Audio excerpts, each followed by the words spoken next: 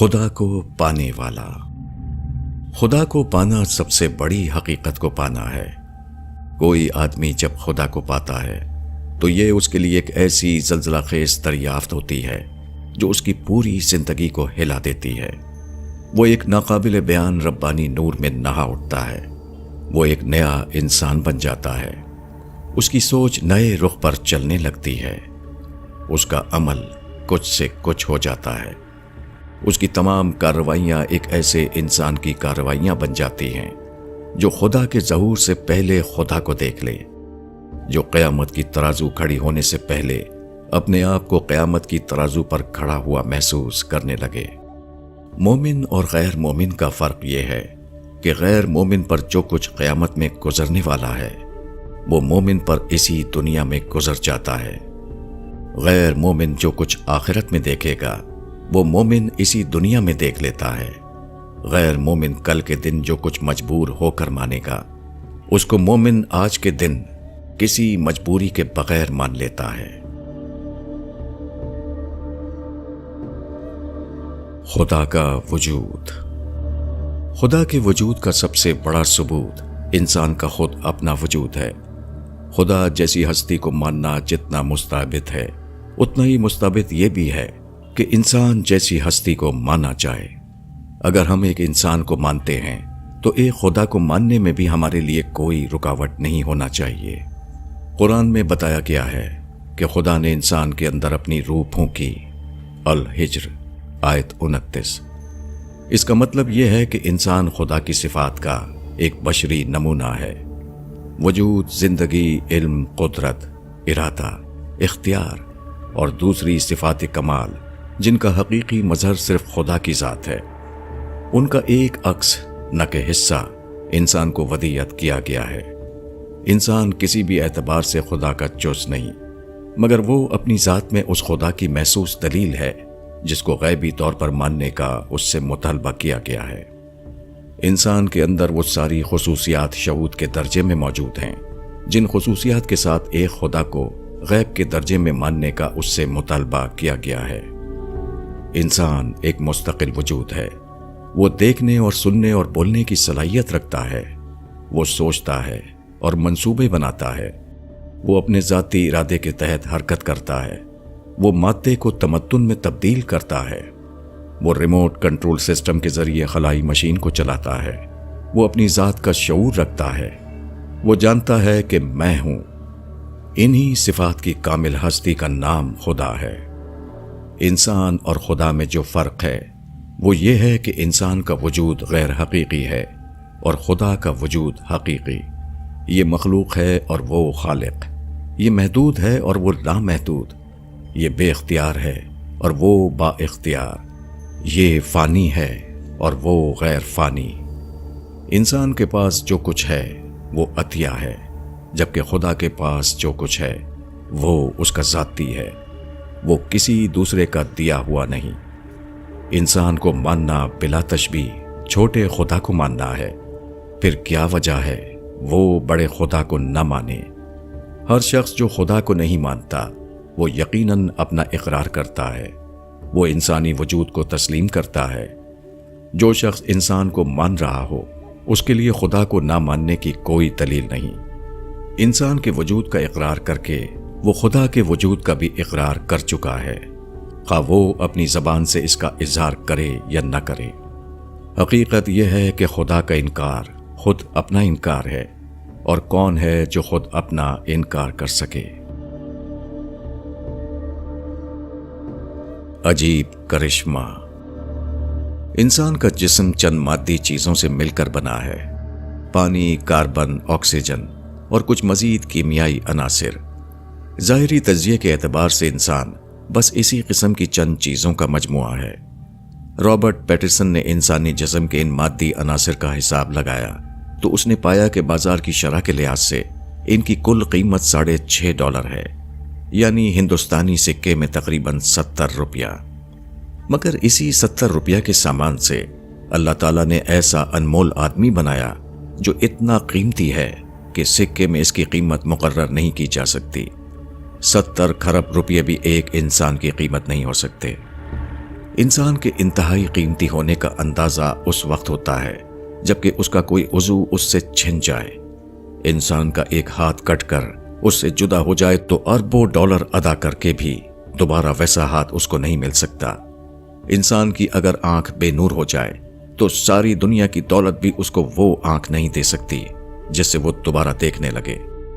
انسان کی زبان اگر جاتی رہے تو کوئی بھی قیمت ادا کر کے وہ بازار سے ایسی چیز نہیں پا سکتا جس سے وہ بولے اور اپنے خیالات کا اظہار کر سکے۔ کیسی عجیب ہے خدا کی کاریگری کہ وہ بے قیمت چیزوں سے انتہائی قیمتی چیز بناتا ہے۔ وہ مردہ چیز کو زندہ چیز میں تبدیل کرتا ہے۔ وہ بے شعور مادے سے باشعور مخلوق وجود میں لاتا ہے۔ وہ نہیں سے ہے کی تخلیق کرتا ہے۔ کسی جادوگر کی چھڑی سے ایک پتھر کوئی آواز نکالے تو اس کو دیکھ کر سارے لوگ حیران رہ جائیں گے، مگر خدا بے شمار انسانوں کو مادے سے بنا بنا کر کھڑا کر رہا ہے اور وہ نہایت بامعنی الفاظ میں کلام کر رہے ہیں، مگر اس کو دیکھ کر کسی پر حیرانی طاری نہیں ہوتی۔ کیسے اندھے ہیں وہ لوگ جن کو جادوگر کے کرشمے دکھائی دیتے ہیں مگر خدا کے کرشمے دکھائی نہیں دیتے۔ کیسے بے عقل ہیں وہ لوگ جو جھوٹے کرشمے دکھانے والوں کے سامنے سراپا عقیدت مند بن جاتے ہیں، مگر جو ہستی سچے کرشمے دکھا رہی ہے اس کے لیے ان کے اندر عقیدت و محبت کا جذبہ نہیں امنڈتا۔ حقیقت یہ ہے کہ انسان اگر خدا کو پالے تو وہ اس کے کمالات میں گم ہو جائے، خدا کے سوا کسی دوسری چیز کا اس کو ہوش نہ رہے۔ خدا کا عقیدہ۔ میں نئی دہلی میں گیٹ آف انڈیا کے سامنے کھڑا تھا۔ گیٹ آف انڈیا تعمیر اور سنگ تراشی کا بے حد حسین نمونہ ہے۔ وہ مشاہدے کی زبان میں بتا رہا ہے کہ انسان کیسی انوکھی صلاحیتوں کا مالک ہے۔ وہ گیٹ آف انڈیا جیسی ایک چیز کو پیشگی طور پر سوچتا ہے، وہ اس کا منصوبہ بناتا ہے اور پھر عملاً اس کو وقوع میں لاتا ہے۔ اس کو دیکھ کر مجھے خیال آیا کہ اگر تمام ستاروں اور سیاروں اور تمام درختوں اور جانوروں سے کہا جائے کہ وہ ایک گیٹ آف انڈیا بنا دیں تو سب مل کر بھی اس کی جیسی ایک عمارت نہیں بنا سکتے۔ یہی دوسرے تمام انسانی واقعات کا حال ہے۔ انسان جو کام کرتا ہے وہ اس کی انتہائی نادر استثنائی خصوصیت ہے۔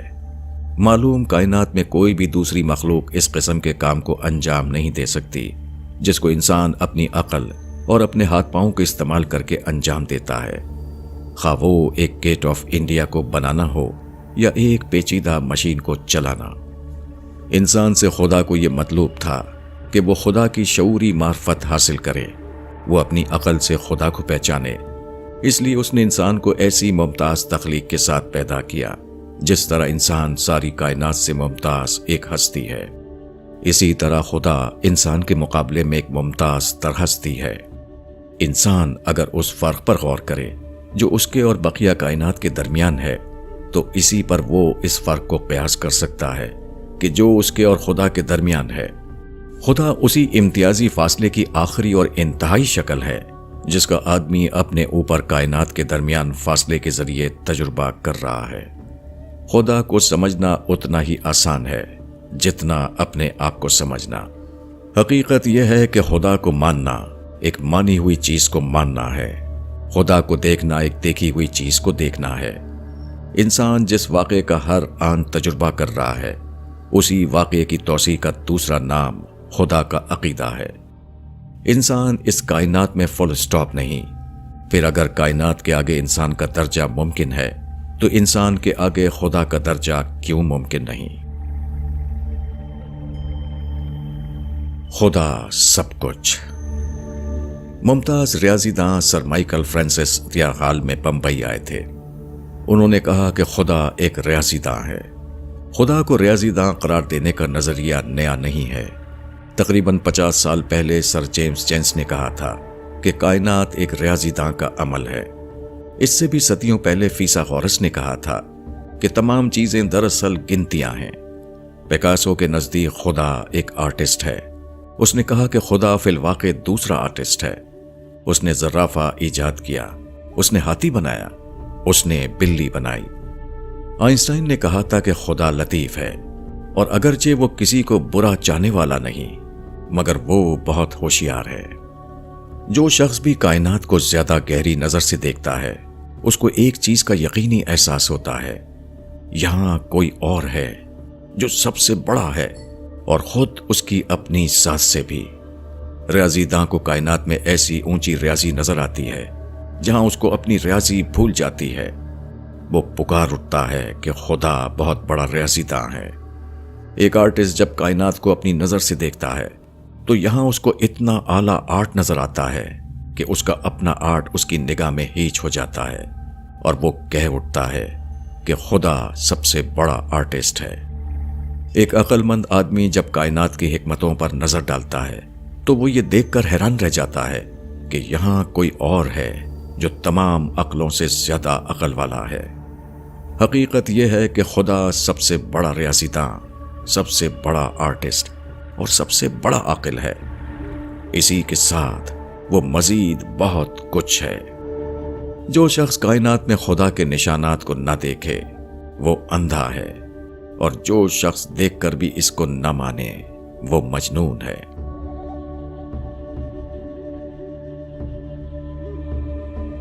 خدا کی موجودگی کا تجربہ۔ اپولو 15 میں امریکہ کے جو 3 خلاباز چاند پر گئے تھے ان میں سے ایک کرنل جیمز ایروین تھے۔ انہوں نے ایک انٹرویو میں کہا کہ اگست 1972 کا وہ لمحہ میرے لیے بڑا عجیب تھا جب میں نے چاند کی سطح پر قدم رکھا۔ میں نے وہاں خدا کی موجودگی کو محسوس کیا۔ انہوں نے کہا کہ میری روح پر اس وقت وجدانی کیفیت طاری تھی اور مجھے ایسا محسوس ہوا جیسے خدا بہت قریب ہو۔ خدا کی عظمت مجھے اپنی آنکھوں سے نظر آ رہی تھی۔ چاند کا سفر میرے لیے صرف ایک سائنسی سفر نہیں تھا بلکہ اس سے مجھے روحانی زندگی نصیب ہوئی۔ ٹریبیون 27 اکتوبر 1972۔ کرنل جیمز ایروین کا یہ تجربہ کوئی انوکھا تجربہ نہیں۔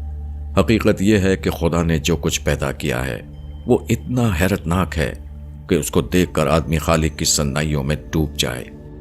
تخلیق کے کمالات میں ہر آن خالق کا چہرہ جھلک رہا ہے، مگر ہمارے گرد و پیش جو دنیا ہے اس کو ہم بچپن سے دیکھتے دیکھتے عادی ہو جاتے ہیں۔ اس سے ہم اتنا مانوس ہو جاتے ہیں کہ اس کے انوکھے پن کا ہم کو احساس نہیں ہوتا۔ ہوا اور پانی اور درخت اور چڑیا، غرض جو کچھ بھی ہماری دنیا میں ہے سب کا سب حد درجے عجیب ہے۔ ہر چیز اپنے خالق کا آئینہ ہے، مگر عادی ہونے کی وجہ سے ہم اس کے عجوبے پن کو محسوس نہیں کر پاتے۔ مگر ایک شخص جب اچانک چاند کے اوپر اترا اور پہلی بار وہاں کے تخلیقی منظر کو دیکھا تو وہ اس کے خالق کو محسوس کیے بغیر نہ رہ سکا۔ اس نے تخلیق کے کارنامے میں اس کے خالق کو موجود پایا۔ ہماری موجودہ دنیا جس میں ہم رہتے ہیں یہاں بھی خدا کی موجودگی کا تجربہ اسی طرح ہو سکتا ہے جس طرح چاند پر پہنچ کر کرنل ایروین کو ہوا، مگر لوگ موجودہ دنیا کو اس استجابی نگاہ سے نہیں دیکھ پاتے جس طرح چاند کا ایک نیا مسافر چاند کو دیکھتا ہے۔ اگر ہم اپنی دنیا کو اس نظر سے دیکھنے لگیں تو ہر وقت ہم کو اپنے پاس خدا کی موجودگی کا تجربہ ہو۔ ہم اس طرح رہنے لگیں جیسے کہ ہم خدا کے پڑوس میں رہ رہے ہوں اور ہر وقت وہ ہماری نظروں کے سامنے ہے۔ اگر ہم ایک اعلیٰ درجے کی مشین کو پہلی بار دیکھیں تو فی الفور ہم اس کے ماہر انجینئر کی موجودگی کو وہاں محسوس کرنے لگتے ہیں۔ اسی طرح اگر ہم دنیا کو اور اس کی چیزوں کو گہرائی کے ساتھ دیکھ سکیں تو اسی وقت ہم وہاں خدا کی موجودگی کو پا لیں گے۔ خالق ہم کو اس طرح نظر آئے گا کہ ہم خالق اور تخلیق کو ایک دوسرے سے جدا نہ کر سکیں۔ موجودہ دنیا میں انسان کی سب سے بڑی دریافت یہ ہے کہ وہ خدا کو دیکھنے لگے، وہ اپنے پاس خدا کی موجودگی کو محسوس کر لے۔ اگر آدمی کا احساس زندہ ہو تو سورج کی سنہری کرنوں میں اس کو خدا کا نور جگمگاتا ہوا دکھائی دے گا۔ ہرے بھرے درختوں کے حسین منظر میں وہ خدا کا روپ جھلکتا ہوا پائے گا۔ ہواؤں کے لطیف جھونکے میں اس کو لمس ربانی کا تجربہ ہوگا۔ اپنی ہتھیلی اور اپنی پیشانی کو زمین پر رکھتے ہوئے اس کو ایسا محسوس ہوگا گویا اس نے اپنا وجود اپنے رب کے قدموں میں ڈال دیا ہے۔ خدا ہر جگہ موجود ہے، بشرط یہ کہ دیکھنے والی نگاہ آدمی کو حاصل ہو جائے۔ خدا کا ثبوت۔ اگر ایک انسان کا وجود ہے تو ایک خدا کا وجود کیوں نہیں؟ اگر ہوا اور پانی، درخت اور پتھر चांद और सितारे मौजूद हैं तो उनको वजूद देने वाले का वजूद मुश्तबा क्यों हो? हकीकत यह है कि तख्लीक की मौजूदगी अमल तख्लीक का सबूत है और इंसान की मौजूदगी इस बात का सबूत है कि यहाँ एक ऐसा खालिक मौजूद है जो देखे और सुने, जो सोचे और वाक़यात को ज़हूर में लाए। इसमें शक नहीं कि खुदा ज़ाहिरी आंखों से दिखाई नहीं देता, मगर इसमें भी शक नहीं कि इस दुनिया की कोई भी चीज़ ज़ाहिरी आंखों से दिखाई नहीं देती। फिर खुदा को मानने के लिए देखने की शर्त क्यों ज़रूरी हो? आसमान पर सितारे चकमगाते हैं, आदमी समझता है कि वो सितारों को देख रहा है, हालांकि खालिस इल्मी एतबार से ये सही नहीं। जब हम सितारों को देखते हैं तो हम सितारों को बराह रास्त नहीं देख रहे होते हैं, बल्कि उनके असरात को देख रहे होते हैं जो सितारों से जुदा होकर करोड़ों साल के बाद हमारी आंखों तक पहुंचे हैं। यही तमाम चीजों का हाल है। इस दुनिया की हर चीज जिसको इंसान देख रहा है वो सिर्फ बिलवास्ता तौर पर उसे देख रहा है। बराह रास्त तौर पर इंसान किसी चीज को नहीं देखता और ना अपनी मौजूदा महदूदियत के साथ कभी देख सकता। फिर जब दूसरी तमाम चीजों के वजूद को बिलवास्ता दलील की बुनियाद पर माना जाता है तो खुदा के वजूद को बिलवास्ता दलील की बुनियाद पर क्यों ना माना जाए? हकीकत यह है कि खुदा इतना ही साबित शुदा है जितना इस दुनिया की कोई दूसरी चीज। इस दुनिया की हर चीज बिलवास्ता दलील से साबित होती है। इस दुनिया में हर चीज अपने असरात के जरिए से पहचानी जाती है। ठीक यही नौइयत खुदा के वजूद की भी है। खुदा यकीनन बराह रास्त हमारी आंखों को दिखाई नहीं देता, मगर खुदा अपनी निशानियों के जरिए यकीनन दिखाई देता है और बिला शुबा खुदा के इल्मी सबूत के लिए यही काफी है। कायनाती मशीन। 1965 में दो मुल्कों के दरमियान जंग हुई। एक के पास कमतर हथियार थे, दूसरे के पास बेहतर हथियार। एक के वेजनेट टैंक के मुकाबले में दूसरे का बर्फानी साख्त का पेटेंट टैंक ज्यादा आला था। एक तरफ मामूली नेट जहाज थे और दूसरी तरफ फ्रांसीसी साइबर जेट्स जो ज्यादा ताकत के साथ मार करने की सलाहियत रखते थे। फिर भी अव्वल जिक्र के मुकाबले में सानियो जिक्र हार गया। इसकी वजह क्या थी? इसकी वजह यह थी कि अव्वल जिक्र के हथियार उसके अपने बनाए हुए थे और वो उनको इस्तेमाल करने की पूरी महारत रखता था, जबकि सानियो जिक्र के हथियार बैरूनी मुल्कों के बने हुए थे। चुनांचे सानियो जिक्र मुल्क के सिपाही उनको महारत के साथ इस्तेमाल न कर सके और हार गए। एक जंगी तबसरा निगार ने इसका तज्जिया करते हुए लिखा है, जंग की इंतहाई पेचीदा मशीनरी भी आखिरकार मुताल्लिका फौजी आदमियों ही के जरिए चलाई जाती है। इसलिए जंग में इनका इस्तेमाल बहुत बड़ी हद तक इनकी महारत, तरबियत, जुर्रत और तदबीर पर मुनस्सिर होता है। कदीम उसूल के मुताबिक बंदूक का इस्तेमाल करने वाले आदमी की अहमियत आज भी बदस्तूर बाकी है, हत्ता कि इस बटन दबाने वाले दौर में भी। टाइम्स ऑफ इंडिया, 2 फरवरी 1948।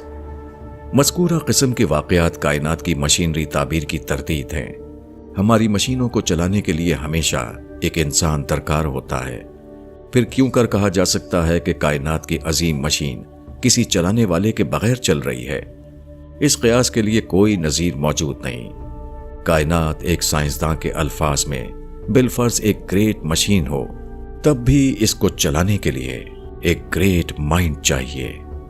इंसान मजबूर है कि खुदा को माने, खा मजहबी जबान में खालिक व मालिक की हैसियत से या साइंसी अल्फाज में मशीन को चलाने वाले इंजीनियर की हैसियत से। कायनाती वहदत। कायनात का मुताला बताता है कि पूरी कायनात एक मरकज के गिर्द घूम रही है। एटम का एक न्यूक्लियस है और एटम का पूरा ढांचा इस न्यूक्लियस के गिर्द घूमता है।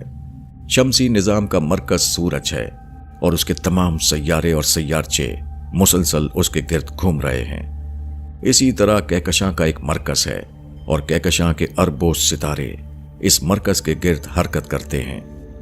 यहां तक कि पूरी कायनात का एक मरकज है और पूरी फैली हुई कायनात अपनी ज़ैली हरकतों के साथ इस आखिरी मरकज के गिर्द हरकत कर रही है। साइंसदानों का अंदाजा है कि यह कायनाती मरकज एक रोज अपने गिर्द की तमाम चीजों को खींचना शुरू कर देगी اور پھر یہ ناقابل قیاس حد تک پھیلی ہوئی عظیم کائنات اپنے مرکز کی طرف سمٹنا شروع ہوگی، اور بالآخر وہ وقت آئے گا کہ ساری کائنات اجسام میں اس طرح سمٹ کر ایک مرکزی گولے کی صورت اختیار کر لیں گے جیسے بکھری ہوئی کیلوں کے درمیان مقناطیس لایا جائے اور سب کیلیں سمٹ کر اس سے جڑ جائیں۔ اس طرح کائنات گویا دین توحید کا عملی مظاہرہ بن گئی ہے۔ وہ عمل کی زبان میں بتا رہی ہے کہ انسان کی زندگی کو کیسا ہونا چاہیے۔ انسان کی زندگی کو ایسا ہونا چاہیے کہ اس کی تمام سرگرمیوں کا صرف ایک مرکز ہو اور وہ ایک خدا ہو۔ آدمی کے جذبات، اس کی سوچ، اس کی سرگرمیاں، اس کا سب کچھ خدا کے گرد گھومنے لگیں۔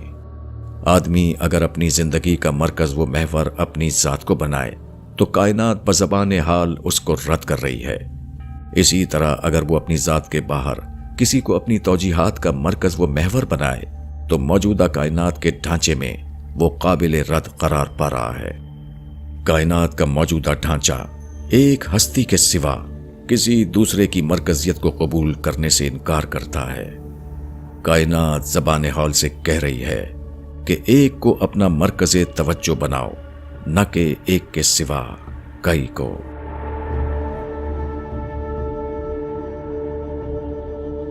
فطرت کی پکار۔ برٹین رزل ایک انگریز مفکر ہے۔ وہ موجودہ زمانے کا بہت بڑا ملحد سمجھا جاتا تھا، مگر اس کی سوانح عمری بتاتی ہے کہ انسان بظاہر خود کتنا ہی بڑا ملحد ہو جائے، وہ اپنے آپ کو خدائی فطرت سے آزاد نہیں کر سکتا۔ برٹین رزل 1952 میں یونان گیا۔ اس سفر کا تذکرہ کرتے ہوئے وہ اپنی سوانح عمری میں لکھتا ہے کہ یہ یونان کا میرا پہلا سفر تھا، اور جو کچھ میں نے دیکھا وہ میرے لیے بے حد دلچسپی کا باعث تھا۔ ایک پہلو سے تو مجھے خود تعجب ہوا، وہ عظیم اور ٹھوس کامیابیاں جن کو دیکھ کر ہر شخص متاثر ہوتا ہے، میں بھی متاثر ہوا۔ پھر میں نے اپنے آپ کو ایک چھوٹے سے چرچ میں پایا۔ یہ اس وقت کی یادگار تھا جبکہ یونان بازنطینی سلطنت کا حصہ تھا۔ مجھے سخت حیرانی ہوئی جب میں نے دیکھا کہ اس سے میں نے اپنے آپ کو اس سے زیادہ مانوس پایا جتنا کہ میں یونان کی قبل مسیح دور کی یادگاروں سے متاثر ہوا تھا۔ میں نے اس وقت محسوس کیا کہ مسیحی نقطہ نظر میرے اوپر اس سے زیادہ غالب ہے جتنا کہ میں نے سمجھا تھا۔ یہ غلبہ میرے عقائد پر نہیں تھا بلکہ میرے احساسات پر تھا۔ یہ الفاظ اس شخص کے ہیں جس کی ملحدانہ کتابوں میں سے ایک کتاب وہ ہے جس کا نام ہے میں عیسائی کیوں نہیں؟ Why I'm not a Christian۔ حقیقت یہ ہے کہ برٹین رزل کے یہ الفاظ اس کی فطرت کی پکار ہیں۔ ہر انسان کی فطرت میں خدا اور مذہب کا شعور ابدی طور پر پیوست ہے۔ وہ چاہے بھی تو اس کو اپنے اندر سے نکال نہیں سکتا۔ یہی وجہ ہے کہ بڑے بڑے ملحد اور منکر بھی اندر سے اپنے الحاد و انکار پر غیر مطمئن رہتے ہیں۔ وہ خاص لمحات میں بے تابانہ طور پر اسی چیز کی طرف دوڑ پڑتے ہیں جس کا بظاہر وہ اپنی زبان سے انکار کر رہے تھے۔ کائنات مشین نہیں۔ موجودہ زمانے میں مشینی انسان بنائے گئے جن کو عام طور پر روبوٹ کہا جاتا ہے۔ روبوٹ بظاہر بالکل آدمی کی شکل کا ہوتا ہے۔ وہ چلتا ہے، وہ بولتا ہے، وہ کام کرتا ہے، مگر حقیقتاً وہ ایک مشین ہوتا ہے، نہ کہ کوئی شعور۔ وہ اسی طرح میکینکی انداز میں عمل کرتا ہے جیسے انسان کی بنائی ہوئی دوسری تمام مشینیں۔ لندن کے ایک دفتر میں ایک روبوٹ رکھا گیا تاکہ وہ چپڑاسی کے طور پر کام کر سکے۔ یہ روبوٹ جب تیار ہو کر دفتر میں آیا تو دفتر کی خاتون سیکریٹری مس جینی سیلف نے اس کو آزمائشی حرکت دینا چاہا۔ وہ روبوٹ کی بیٹری جانچ رہی تھی کہ روبوٹ حرکت میں آ گیا۔ وہ سیکریٹری کے پیچھے چلنے لگا۔ اب یہ صورت ہوئی کہ خاتون سیکریٹری آگے آگے بھاگ رہی ہیں اور وہ آنی مشین ان کو پیچھے سے دوڑا رہی ہے۔ روبوٹ اس طرح چل رہا تھا گویا اس نے کنٹرول قبول کرنے سے انکار کر دیا ہے۔ اس بھاگ دوڑ میں ایک نیا ٹائپ رائٹر ٹکرا کر زمین پر گر پڑا اور ٹوٹ گیا۔ بالآخر بڑی مشکل سے روبوٹ کو قابو میں لایا گیا۔ ہندوستان ٹائمز 30 جون 1981۔ موجودہ زمانے میں جو لوگ خدا کو نہیں مانتے ان کا کہنا ہے کہ کائنات اس کے سوا کچھ نہیں کہ وہ بہت بڑی مشین ہے۔ وہ بس اسی طرح چل رہی ہے جس طرح کوئی روبوٹ میکینکی طور پر چلتا ہے، مگر کائنات کا کھربا کھرب سال سے انتہائی منظم طور پر یکساں حالت میں چلنا اس مفروضے کی تردید کر رہا ہے۔ اگر کائنات محض ایک میکینکی مشین ہوتی جیسے روبوٹ، تو یقیناً اس میں بار بار اسی قسم کے ٹکراؤ ہوتے جیسا کہ لندن کے آفس میں مذکورہ بالا واقعے کی صورت میں ہوا۔ قرآن میں ارشاد ہوا ہے، اور سورج اپنے ایک معین مدار پر گردش کرتا ہے، اور یہ زبردست علیم ہستی کا مقرر کیا ہوا اندازہ ہے، اور چاند کے لیے ہم نے منزلیں ٹھہراتی ہیں، یہاں تک کہ وہ پھر کھجور کی سوکھی شاخ کی مانند رہ جاتا ہے۔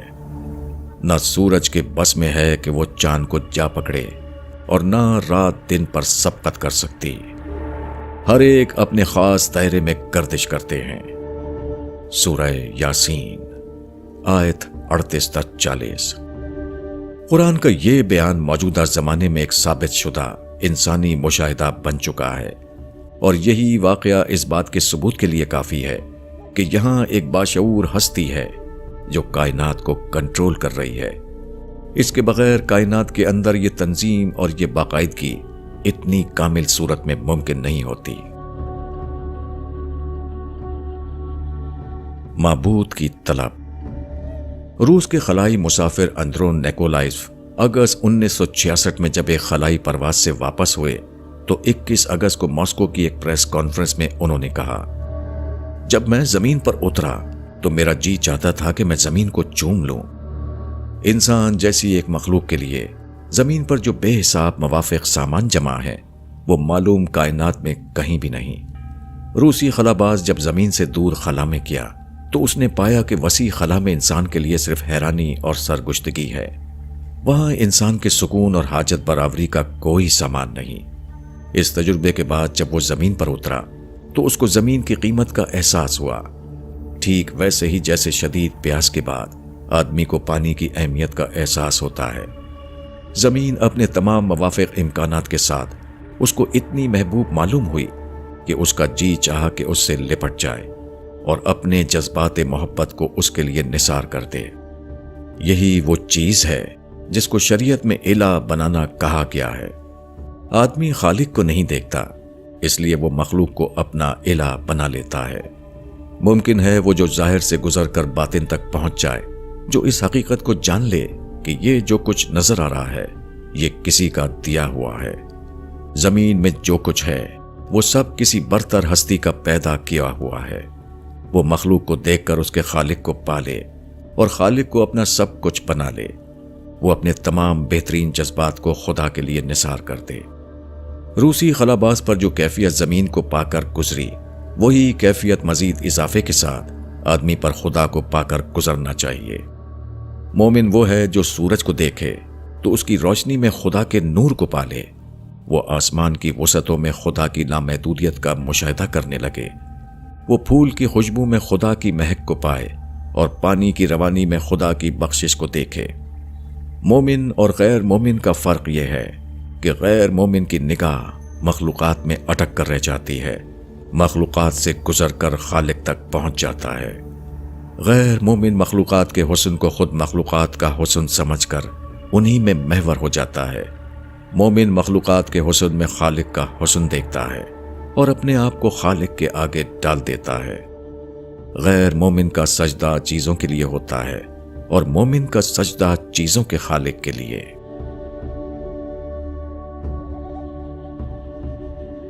خدا کی تلاش۔ ایک بے حد ذہین شخص تھا۔ وہ مستقل طور پر اس احساس میں مبتلا رہتا تھا کہ میں زندگی میں اپنے واقعی مقام کو نہ پا سکا۔ بالآخر اس نے خودکشی کر لی۔ اس نے اپنی خودکشی کی تحریر میں لکھا تھا، میں اپنی زندگی کو ختم کر رہا ہوں کیونکہ میں شاید ایسی دنیا میں بھٹک آیا جس کے لیے میں پیدا نہیں کیا گیا تھا۔ کمی کا یہ احساس اکثر ان لوگوں کا پیچھا کیے رہتا ہے جو فطرت سے غیر معمولی ذہن لے کر پیدا ہوئے ہوں۔ وہ یا تو مایوسی اور ناکامی کی زندگی گزار کر طبعی موت مرتے ہیں یا خودکشی کر لیتے ہیں۔ کم تر ذہن رکھنے والوں میں ایسے لوگ کافی مل جائیں گے جو بظاہر مطمئن زندگی گزارتے ہوں مگر برتر ذہن رکھنے والوں میں مشکل ہی سے کوئی شخص ملے گا جو مطمئن زندگی حاصل کرنے میں کامیاب ہوا ہو۔ اس کی وجہ انسان کی معیار پسندی ہے۔ ہر انسان فطری طور پر آئیڈیل کی تلاش میں ہے، مگر موجودہ دنیا میں آئیڈیل کو پانا اتنا ہی مشکل ہوتا ہے کہ یہ مثل بن گئی ہے، معیار کبھی حاصل نہیں کیا جا سکتا۔ Ideal can not be achieved. اب ہوتا یہ ہے کہ کم درجے کا ذہن رکھنے والوں میں چونکہ شعور بہت زیادہ بیدار نہیں ہوتا، وہ آئیڈیل اور غیر آئیڈیل کے درمیان بہت زیادہ فرق نہیں کر پاتے۔ وہ اپنے موٹے ذوق کی وجہ سے غیر آئیڈیل میں بھی اسی طرح مشغول ہو جاتے ہیں جیسے کہ وہ ان کا آئیڈیل ہو۔ مگر جو لوگ زیادہ ذہین ہیں وہ آئیڈیل اور غیر آئیڈیل کے فرق کو فوراً محسوس کر لیتے ہیں، اور اس بنا پر آئیڈیل سے کم کسی چیز پر اپنے آپ کو راضی نہیں کر پاتے۔ انسان کا آئیڈیل ایک ہی ہو سکتا ہے، اور وہ اس کا خالق اور رب ہے۔ اعلیٰ ذہن کے لوگ جس چیز کی تلاش میں ہیں وہ ربانی مشن کے سوا اور کچھ نہیں۔ خدا کا وجود ہی آئیڈیل وجود ہے، اور خدا کے مشن میں اپنے آپ کو مشغول کر کے ہی ہم اس چیز کو پا سکتے ہیں جو ہماری پوری ہستی کو تسکین دے اور آئیڈیل کے بارے میں ہمارے ذہنی معیار پر مکمل طور پر پورا اترے۔ انسان کا آئیڈیل اس کا خدا ہے، مگر وہ اپنے اس آئیڈیل کو ناکام طور پر غیر خدا میں تلاش کر رہا ہے۔ توہم پرستی۔ امریکہ کی ریپبلکن پارٹی کے ایک عہدیدار مسٹر سیلر نے بتایا کہ امریکی صدر رونالڈ ریگن ہر وقت اپنی جیب میں ایک چھوٹی سی سونے کی نال رکھتے ہیں۔ یہ نال ان کو صدر بننے سے تقریباً 5 سال پہلے ان کے ایک دوست نے دی تھی۔ صدر ریگن کو یقین ہے کہ اس سنہری نال میں طلسماتی اثرات چھپے ہوئے ہیں، وہ ان کو ہر آفت سے بچاتی ہے۔ چنانچہ مارچ 1981 میں جب ان پر قاتلانہ حملہ کیا گیا تو ان کے خیال کے مطابق اسی نال نے ان کو اس سے محفوظ رکھا تھا۔ یہ نال ہر وقت صدر ریگن کے ساتھ رہتی ہے۔ جون 1981 کی ایک ملاقات میں مسٹر سیلر نے ان سے پوچھا، کیا آپ اب بھی اس نال کو اپنی جیب میں رکھتے ہیں؟ صدر ریگن نے کہا، ہاں ضرور۔ اس کے بعد انہوں نے اپنی بائیں جیب میں ہاتھ ڈالا اور مذکورہ نال نکال کر دکھائی۔ ٹائمز آف انڈیا، 24 جون 1981۔ یہ بلا شبہ توہم پرستی ہے، مگر اس توہم پرستی کا ایک معلوم سبب ہے، وہ یہ کہ موجودہ دنیا میں انسان کے ساتھ جو واقعات پیش آتے ہیں وہ ایسے پراسرار ہوتے ہیں کہ آدمی پوری طرح ان کی توجیہ نہیں کر پاتا۔ ایسا معلوم ہوتا ہے کہ کچھ چھپے ہوئے عوامل ہیں جو کسی کو کامیاب اور کسی کو ناکام کر دیتے ہیں۔ کوئی شخص ایک نتیجے سے دوچار ہوتا ہے اور کوئی شخص دوسرے نتیجے سے، اور دونوں میں سے کوئی بھی حقیقی معنوں میں نہیں بتا سکتا کہ اس کے ساتھ جو ہوا وہ کیوں ہوا۔ ایک بار میں نے ایک بڑے تاجر سے پوچھا کہ تجارت میں کامیابی کا راز کیا ہے۔ وہ کچھ دیر سوچتا رہا، آخر میں کہا، قسمت۔ اگر کوئی شخص اس کا 3 سبب بتائے تو میں کہوں گا کہ قسمت، قسمت، قسمت۔ یہ پراسراریت اس لیے ہے کہ سب کچھ کرنے والا خدا ہے، مگر انسان چونکہ غیبی خدا کو دیکھ نہیں پاتا، اس لیے وہ کسی نہ کسی دکھائی دینے والی چیز کو اپنا خدا بنا لیتا ہے، خواہ وہ سونے کی ایک نال ہو یا پتھر کی ایک انگوٹھی۔ انسان مجبور ہے کہ وہ کسی کو اپنا معبود بنائے، خدا کو یا خدا کو چھوڑ کر کسی اور کو۔ مشینی تعبیر۔ جولائی 1983 میں امریکی بحریہ نے فوجی مشقیں کی تھیں۔ یہ فوجی مشقیں سین فرانسسکو کے ساحل پر ہوئیں۔ یہ پورا عمل کمپیوٹر کے ذریعے ہو رہا تھا۔ اس دوران میں بحریہ کے توپ خانے کو فائر کرنا تھا۔ فائرنگ کے دوران کمپیوٹر میں کچھ خرابی پیدا ہو گئی۔ اس کا نتیجہ یہ ہوا کہ کمپیوٹر عقبی جانب گولے برسانے لگا، یعنی جس طرف فائرنگ مطلوب تھی اس کے بالکل الٹی طرف۔ ابتدائی پروگرام کے مطابق اس مشقی گولہ باری میں امریکی بحریہ کے توپ خانے کے گولے دور سمندر میں جا کر گرتے، مگر توپوں کا رخ الٹا ہو جانے کا نتیجہ یہ ہوا کہ اس کے گولے میکسیکو کے ایک مال بردار جہاز کے پاس جا کر گرنے لگے۔ کمپیوٹر میں اس طرح کے لطیفے بار بار پیش آتے ہیں جن کی اطلاع اخبارات و رسائل میں آتی رہتی ہے۔ کمپیوٹر کے عمل میں ایسی غلطیاں کیوں ہوتی ہیں؟ اس کی وجہ صرف ایک ہے۔ کمپیوٹر صرف ایک مادی مشین ہے، اس کے پاس عقل نہیں ہے۔ اس سے قیاس کیا جا سکتا ہے کہ کائنات اگر ایک مادی مشین ہوتی، جیسے کہ جدید ملحدین کا دعویٰ ہے، تو وہ کبھی اس طرح انتہائی درست طور پر نہ چل سکتی جیسے کہ وہ چل رہی ہے۔ ایسی حالت میں زمین اور اس کی آبادیاں اسی طرح برباد ہو چکی ہوتی جس طرح زلزلے کے بعد زلزلے کا مقام برباد ہو جاتا ہے۔ کائناتی حادثات کے نتیجے میں کائنات بھی تباہ ہو چکی ہوتی، اور وہ انسان بھی جو کائنات کی مادی تعبیر کرنے کی کوشش کر رہا ہے۔ کائنات کا کوئی خدا نہیں، وہ صرف ایک مادی مشین ہے۔ یہ جملہ گرامر کے لحاظ سے بظاہر درست ہے، مگر حقیقت کے اعتبار سے وہ درست نہیں۔ اس کی سب سے بڑی وجہ یہ ہے کہ اس کے اندر داخلی تضاد پایا جاتا ہے۔ یہ جملہ اس وقت صحیح ہوتا جبکہ ایسی کوئی مادی مشین ہوتی جو کسی بنانے والے کے بغیر بن جائے اور کسی چلانے والے کے بغیر چلنے لگے۔ ہم جن مشینوں سے واقف ہیں ان کو انسان بناتا اور چلاتا ہے۔ اس کے باوجود یہ حال ہے کہ یہ مشینیں نقص سے خالی نہیں۔ پھر کیسے ممکن ہے کہ کائنات جیسا بے عیب کارخانہ اپنے آپ وجود میں آ جائے اور اپنے آپ نہایت درست طور پر مسلسل چلتا رہے؟ خدا کا بندہ۔ بجلی کے بلب کا کنیکشن ایک پاور ہاؤس سے جڑنا کوئی عام قسم کا واقعہ نہیں۔ یہ غیر روشن چیز کا ایسی چیز سے جڑنا ہے جو دوسری چیزوں کو روشن کرنے کی غیر معمولی طاقت رکھتی ہے۔ اس کا فوری نتیجہ یہ ہوتا ہے کہ ایک مردہ بلب زندہ بلب بن جاتا ہے۔ ایک تاریک بلب میں روشنی کا فوارہ پھوٹ پڑتا ہے۔ ایسا ہی کچھ معاملہ بندے اور خدا کے تعلق کا بھی ہے۔ خدا ہماری دنیا کی سب سے بڑی حقیقت ہے، اس لیے خدا کو پانا محض سادہ سا واقعہ نہیں، یہ نفسیات انسانی میں پیش آنے والا سب سے بڑا واقعہ ہے۔ یہ ایک بھونچال ہے جس سے آدمی کا پورا وجود ہل جاتا ہے۔ یہ ایک سیلاب ہے جس سے آدمی کی پوری شخصیت نہا اٹھتی ہے۔ خدا کو پانے کے بعد کوئی شخص ویسا نہیں رہتا جیسا وہ خدا کو پانے سے پہلے تھا۔ خدا کا مومن وہ ہے جو اس کے بعد ایک نیا انسان بن جائے۔ خدا کو پانا، جس کو شریعت کی اصطلاح میں ایمان کہا جاتا ہے، کسی انسان کے لیے اس کی زندگی کا سب سے بڑا تجربہ ہے۔ خدا پر ایمان یہ ہے کہ ایمان آدمی کو اس طرح ملے کہ وہی اس کی زندگی بن جائے۔ وہ ایسی روشنی ہو جس سے اس کا پورا وجود چمک اٹھے۔ وہ ایسا رنگ ہو جس میں اس کے سارے معاملات رنگے ہوئے نظر آئیں۔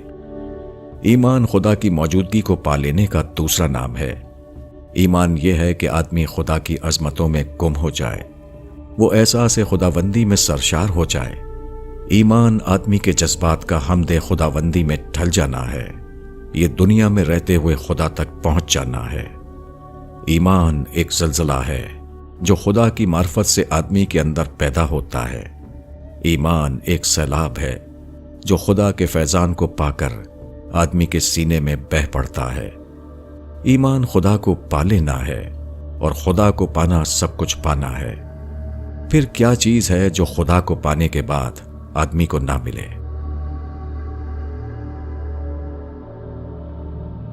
فطرت کی تصدیق۔ پتھر اور لکڑی کو کوٹ پیس کر ملا دو تو وہ پیٹرول بن جائے گا۔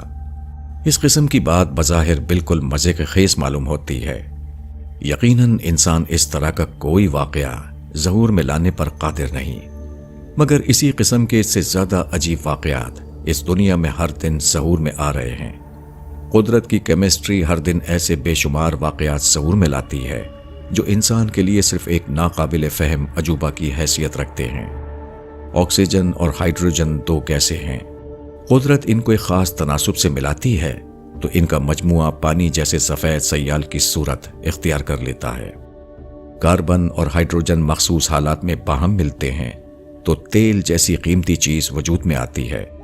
کاربن کے ساتھ کچھ نمکیات اور معدنیات جمع ہوتی ہیں تو زندگی وجود میں آ جاتی ہے۔ مقناطیسی فیلڈ اور حرکت کو یکجا کیا جاتا ہے تو بجلی جیسی حیرتناک طاقت پیدا ہوتی ہے۔ اسی طرح مقناطیسی فیلڈ اور بجلی کو اکٹھا کیا جاتا ہے تو انتہائی تیز حرکت وجود میں آ جاتی ہے۔ ایک بیج کو مٹی میں ملا دیا جاتا ہے تو اس سے لکڑی اور پتی اور پھول اور پھل کا ایک مجموعہ نکل کر کھڑا ہو جاتا ہے، وغیرہ وغیرہ۔ اس قسم کے بے شمار کرشمے کائنات میں ہر لمحہ ظاہر ہو رہے ہیں۔ انسان ان کو دیکھ کر حیران رہ جاتا ہے۔ وہ دیکھتا ہے کہ نہ خود ان چیزوں میں اپنے آپ کو ظہور میں لانے کی طاقت ہے اور نہ انسان اس پر قادر ہے کہ وہ بطور خود کسی واقعے کو پیدا کر سکے۔ پھر یہ سب کیسے ہو رہا ہے؟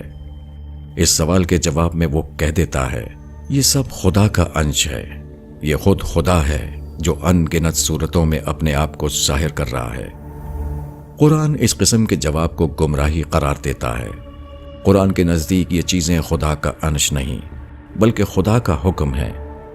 خدا نے اپنی قدرت سے ان کو پیدا کیا، نہ کہ خود خدا ان کی صورت میں ظاہر ہوا ہے۔ ستارے قدیم زمانے سے شعراء کے حسین تخیلات کا مرکز رہے ہیں۔ چاند کو انسان دیوتا کے روپ میں دیکھتا رہا ہے، مگر حقیقت اس کے برعکس ہے۔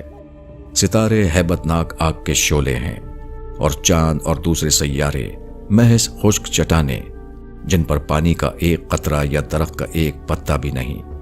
کائنات انتہائی وسیع ہونے کے باوجود انسان جیسی مخلوق کے لیے انتہائی طور پر غیر موافق ہے۔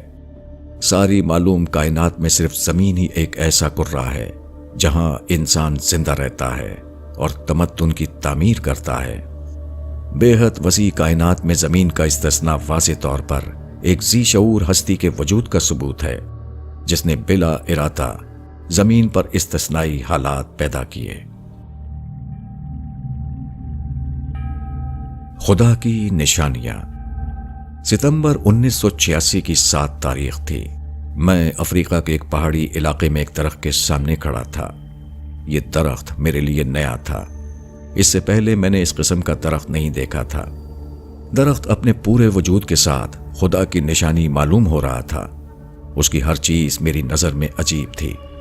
اس کا نازک پھول، اس کا ترشا ہوا پھل، ریاضیاتی کاریگری کے ساتھ بنی ہوئی اس کی پتیاں، تمام چیزیں پکار رہی تھیں کہ وہ اپنے آپ نہیں اگائی ہیں بلکہ کسی بنانے والے نے ان کو بنایا ہے۔ اس دنیا کا ہر درخت خدا کی صنعت گری کا نمونہ ہے، مگر مذکورہ درخت پہلی بار میرے سامنے آیا، اس لیے وہ خصوصی طور پر میرے لیے اثر انگیز ثابت ہوا۔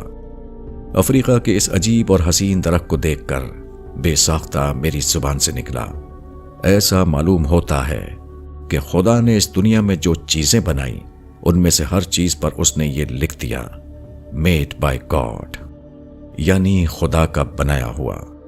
خدا نے چیزوں پر یہ لکھا اور اس کے بعد اپنے آپ کو لوگوں کی نظروں سے چھپا لیا تاکہ لوگ مخلوق کو دیکھ کر خالق کو پہچانیں، تاکہ غیب کے باوجود لوگ اس دنیا میں خدا کی موجودگی کو پالیں۔ ایک شخص جو مشینوں کا ماہر ہو، وہ ایک مشین کو دیکھ کر کہہ دیتا ہے کہ یہ مشین روس کی بنی ہوئی ہے یا امریکہ کی، برطانیہ کی بنی ہوئی ہے یا جاپان کی۔ یہی کائنات کی تمام چیزوں کا حال ہے۔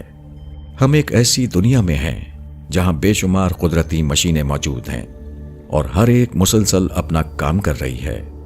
ان مشینوں پر بظاہر ان کی ساخت کا ٹھپا نہیں لگا ہوا ہے، مگر اپنی غیر معمولی بناوٹ اور ناقابل بیان حد تک ممتاز کارکردگی کی وجہ سے وہ اپنی ساخت کا آپ اعلان ہے۔ مخلوقات خود اپنے خالق کو بتا رہی ہیں۔ کائنات کی کسی چیز کے اوپر لفظوں میں یہ نہیں لکھا ہوا ہے کہ اس کو کس نے بنایا، مگر مانوی طور پر ہر ایک کے اوپر لکھا ہوا موجود ہے۔ اگر دیکھنے والی نگاہ ہو تو آدمی ہر چیز کو دیکھ کر پکار اٹھے گا، بلا شبہ یہ خدا کی بنائی ہوئی ہے، کوئی دوسرا اس کو بنا نہیں سکتا۔ خلائی تہذیب۔ مغربی دنیا پچھلے 20 سال سے ایک انوکھی تحقیق میں مشغول ہے۔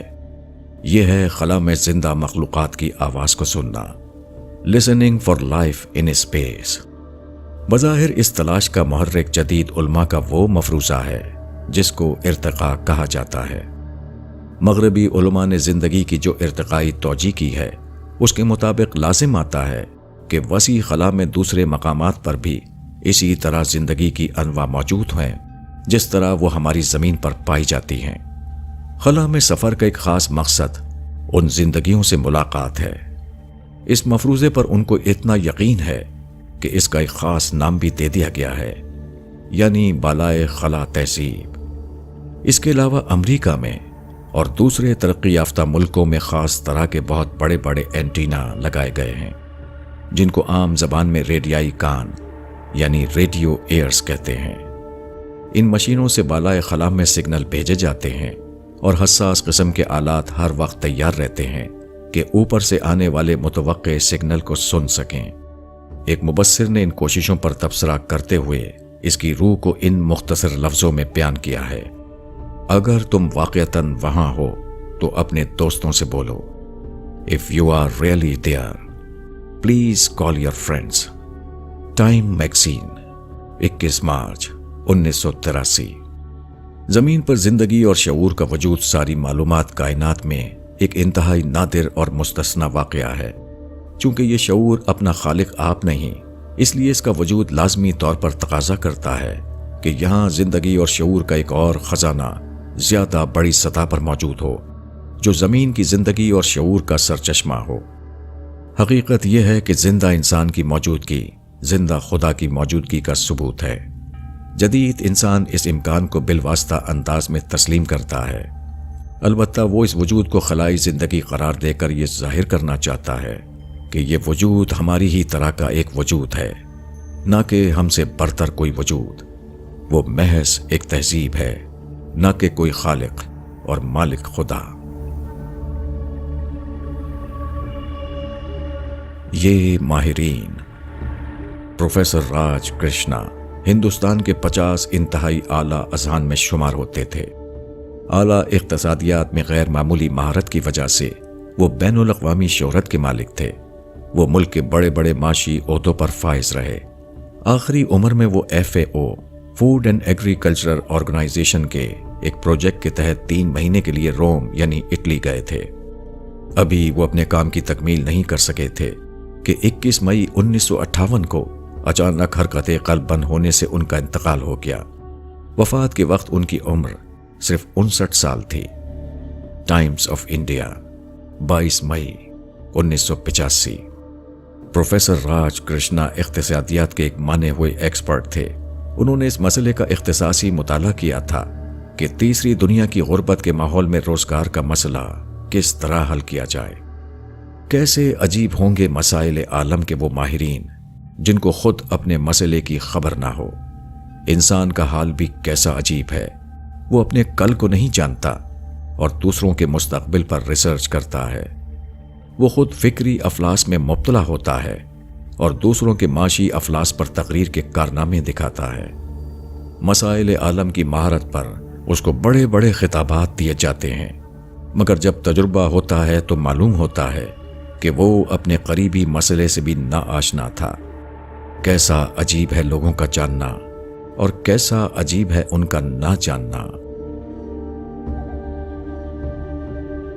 محبت کا نذرانہ قرآن کی ایک آیت ہے جس کا ترجمہ یہ ہے: اور بعض انسان وہ ہیں جو اللہ کے سوا دوسروں کو اس کے برابر ٹھہراتے ہیں، ان سے ایسی محبت کرتے ہیں جیسی محبت اللہ سے کرنا چاہیے، اور جو ایمان والے ہیں وہ اللہ ہی سے سب سے زیادہ محبت کرتے ہیں۔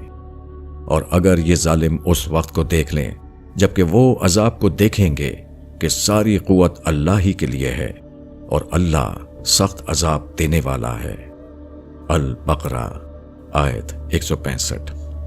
آدمی اپنی فطرت اور اپنے حالات کے لحاظ سے ایک ایسی مخلوق ہے جو ہمیشہ خارجی سہارا چاہتا ہے، ایک ایسی ہستی جو اس کی کمیوں کی تلافی کرے اور اس کے لیے اعتماد و یقین کی بنیاد ہو۔ کسی کو اس حیثیت سے اپنی زندگی میں شامل کرنا اس کو معبود بنانا ہے۔ جب آدمی کسی ہستی کو اپنا معبود بناتا ہے تو اس کے بعد لازمی طور پر ایسا ہوتا ہے کہ آدمی کی محبت اور عقیدت کے جذبات اس کے لیے خاص ہو جاتے ہیں۔ آدمی عین اپنی فطرت کے لحاظ سے مجبور ہے کہ وہ کسی سے حب شدید کرے، اور جس سے کوئی شخص حب شدید کرے وہی اس کا معبود ہے۔ موجودہ دنیا میں چونکہ خدا نظر نہیں آتا، اس لیے ظاہر پرست انسان عام طور پر نظر آنے والی ہستیوں میں سے کسی ہستی کو وہ مقام دے دیتا ہے جو دراصل خدا کو دینا چاہیے۔ یہ ہستیاں اکثر وہ سردار یا پیشوا ہوتے ہیں جن کو آدمی بڑا سمجھ لیتا ہے، اور پھر وہ دھیرے دھیرے لوگوں کی توجہات کا مرکز بن جاتے ہیں۔ لوگ اس طرح ان کے گرویدہ ہو جاتے ہیں جیسا گرویدہ انہیں صرف خدا کا ہونا چاہیے۔ آدمی کی فطرت کا خلا جو حقیقتاً اس لیے تھا کہ اس کو خدا سے پر کیا جائے، وہاں کسی غیر خدا کو بٹھا لیا جاتا ہے۔ انسان کے پاس کسی کو دینے کے لیے جو سب سے بڑی چیز ہے وہ محبت ہے۔ ایسی حالت میں یہ ممکن نہیں کہ کوئی شخص خدا جیسی باکمال ہستی کو پائے اور اس کی خدمت میں محبت سے کم تر درجے کی کوئی چیز پیش کرے۔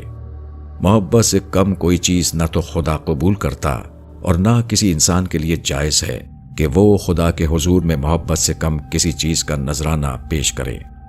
اپنی چیزوں میں سے کم تر چیز کا ہدیہ خدا کو پیش کرنا صرف اس بات کا ثبوت ہے کہ آدمی نے خدا کو اس کے جلال و کمال کے ساتھ پایا ہی نہیں۔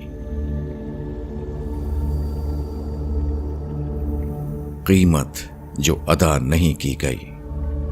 بائبل میں ہے، میں نے طرب کیا، تو نے رقص نہ کیا۔ کائنات ایک عظیم نمائش گاہ ہے۔ وہ قدرت اور حکمت اور معنویت کا ایک اتھاہ کارخانہ ہے۔ وہ اس قدر حسین ہے کہ اس کے حسن کو کسی بھی طرح لفظوں میں بیان نہیں کیا جا سکتا۔ کائنات اپنے تمام جلووں کے ساتھ خدا کی ابدی طرب گاہ ہے۔ تاہم معلوم کائنات میں صرف انسان ہی وہ مخلوق ہے جو اس طرب گاہ کو سمجھ سکتا ہے اور اس کو دیکھ کر اس کے جمال و کمال پر رقص کر سکتا ہے۔ مگر وہی واحد مخلوق جس کو خدا نے اپنے دست خاص سے اس لیے بنایا تھا کہ وہ کائنات کی بے پناہ فنکاریوں کو دیکھے اور اس سے بے خود ہو کر رقص کرنے لگے، وہی سب سے زیادہ اس سے اعراض کرتا ہے۔ انسان سب کچھ کرتا ہے مگر وہی کام نہیں کرتا جس کو اسے سب سے زیادہ کرنا چاہیے۔ تمام مخلوقات میں صرف انسان کو اس قسم کا احساس و شعور دینا ظاہر کرتا ہے کہ انسان سے اس کے خدا کو کیا مطلوب ہے۔ انسان سے یہ مطلوب ہے کہ وہ خدا کے طرب پر رقص کرے۔ وہ کائنات میں خدا کے کرشموں کو اس طرح پالے کہ اس پر وجد کسی کیفیت طاری ہو جائے۔ وہ بے اختیار پکار اٹھے، کیسی بڑی شان ہے اللہ کی جو سب سے بہتر بنانے والا ہے۔ انسان کی اصل قیمت یہی ہے۔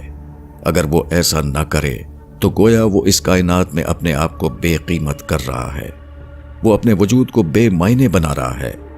خدا نے ایک عظیم آفاقی اسٹیج بنایا اور اس میں اپنے بہترین جلووں کے ساتھ ظاہر ہوا، اور یہ سب کچھ جس کے لیے کیا گیا وہ وہی تھا جس کو انسان کہا جاتا ہے۔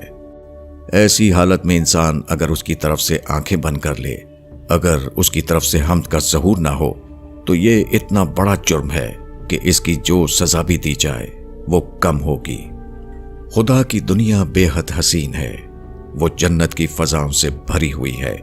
وہ خدا کے جمال و کمال کا آئینہ ہے، مگر انسان اس کے حسن کو دیکھ نہیں پاتا۔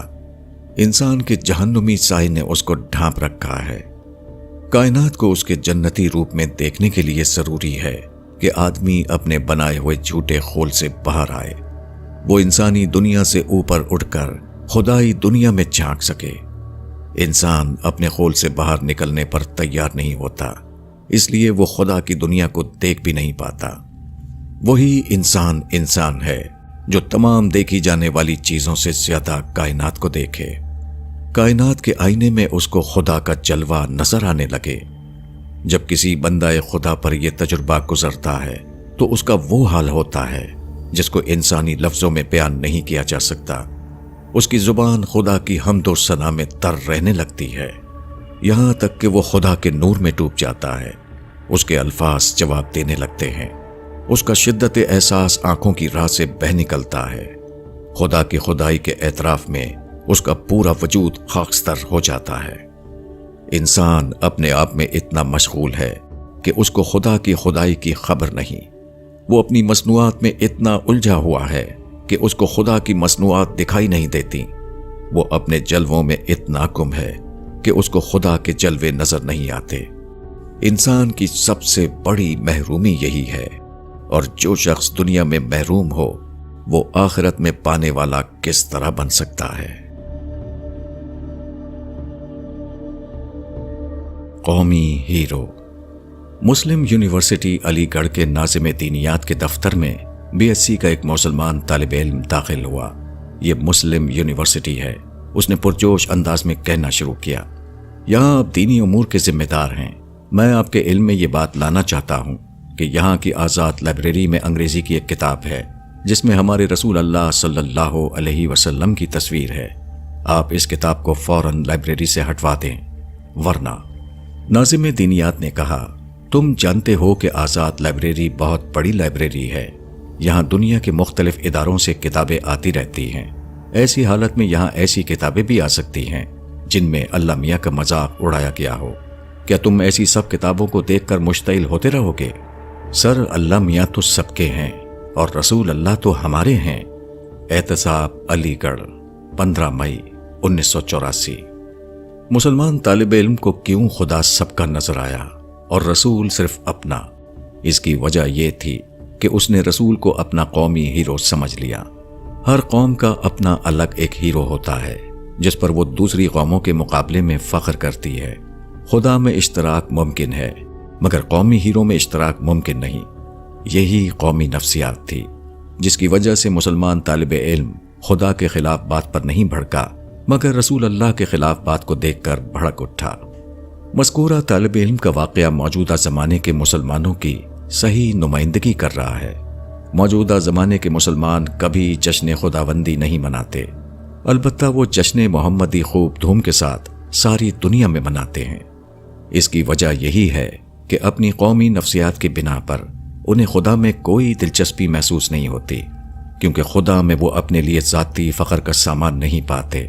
البتہ محمد تاریخی طور پر چونکہ ان کے ہیرو یا ان کا قومی فخر بن چکے ہیں، اس لیے ان کے نام پر خوب دھوم مچاتے ہیں تاکہ اس کے ذریعے سے اپنے اوپر قومی فخر کے جذبات کی تسکین حاصل کر سکیں۔ آج ہر طرف الحاد کا غلبہ ہے مگر مسلمانوں کے اندر یہ جوش نہیں ابھرتا کہ وہ الحاد کی فکری غلبے کو ختم کر کے توحید کا فکری غلبہ قائم کریں۔ البتہ پیغمبر کی تصویر دیکھ کر وہ فوراً بھڑک اٹھتے ہیں۔ یہ یقینی طور پر ہیرو پرستی ہے، نہ کہ خدا پرستی۔ فطرت کی تلاش۔ ایک آدمی جس کے پاس دولت اور اقتدار ہو، اس کے گرد پر رونق ساز و سامان جمع رہتے ہیں۔ باہر سے دیکھنے والوں کو وہ اپنے آپ سے مختلف بڑی چیز دکھائی دیتا ہے، مگر خود اس شخص کا حال اس کے برعکس ہوتا ہے۔ وہ جب اپنی تنہائیوں میں جاتا ہے تو وہ محسوس کرتا ہے کہ وہ بھی ویسا ہی ایک کمزور انسان ہے جیسا کہ دوسرے انسان۔ امریکہ کی مشہور فورڈ کمپنی کے موجودہ وارث مسٹر ایلفرڈ فورڈ بے پناہ دولت کے مالک ہیں، مگر ان کی روح کوئی اور چیز پانے کے لیے بے چین تھی۔ اس دوران ان کا تعارف ہرے کرشنا موومنٹ سے ہوا، جس کے مراکز امریکہ اور دوسرے مغربی ملکوں میں موجود ہیں۔ انہوں نے محسوس کیا کہ ان کی روح یہاں تسکین پا سکتی ہے، وہ اس میں شریک ہو گئے۔ مسٹر فورڈ نے 27 دسمبر 1984 کو کرشنا موومنٹ کی ایک ہندو لڑکی شرمیلا بھٹاچاریہ سے شادی کر لی۔ شادی کی یہ رسم ہرے کرشنا موومنٹ کے آسٹریلیا کے ایک مرکز میں انجام پائی۔ ٹائمز آف انڈیا 1 جنوری 1985 کی ایک تصویر میں مسٹر فورڈ سادھوؤں جیسے بغیر سلے ہوئے کپڑے میں ملبوس نظر آتے ہیں۔ AP کے نامہ نگار نے اس سلسلے میں جو رپورٹ دی ہے اس کا ایک حصہ یہ ہے۔ مسٹر فورڈ نے کہا کہ وہ بس نام کے اعتبار سے فورڈ ہیں، میں ایک کار نہیں ہوں، میں ایک روحانی وجود ہوں، ویسے ہی جیسے کہ کوئی دوسرا شخص۔ ہندوستان ٹائمز 27 دسمبر 1984۔ کسی آدمی کو دولت اور اقتدار کی خواہ کتنی ہی بڑی مقدار حاصل ہو جائے، وہ اس کی ہستی کا جز نہیں بنتی۔ ساز و سامان کے ہجوم میں وہ اپنے آپ کو اکیلا اور بے سہارا محسوس کرتا ہے۔ اس کے باوجود وہ کسی ایسی چیز کی تلاش میں رہتا ہے جو اس کی ہستی میں شامل ہو جائے، جس کو وہ اپنے داخلی وجود کی سطح پر اپنا بنا سکے۔ اس تلاش کا جواب صرف وہ کامل اور برتر خدا ہے جو انسان کا خالق اور مالک ہے۔ مگر انسان جب حقیقی خدا کو نہیں پاتا تو وہ غیر خدا میں مشغول ہو جاتا ہے تاکہ وہ مصنوعی طور پر اپنے اس مطلوب کو حاصل کر سکے جس کو وہ حقیقی طور پر نہ پا سکا۔ یہ انسان۔